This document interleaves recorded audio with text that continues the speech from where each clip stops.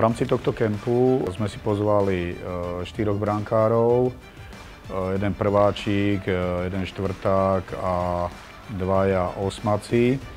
Je to dobrá vec pre týchto mladších, ktorí od týchto starších veľa vecí odpozorujú a je to veľmi, veľmi dobrá skúsenosť pre nich do ďalšej ich práce. Veľmi dobre sa s nimi spolupracuje, komunikujeme spolu a nezáleží aj na tom, že aby sme komunikovali aj tým spôsobom, že aj oni sa ma spýtali a tak a ja som im mohol predať tie poznatky z tej brankárskej činnosti.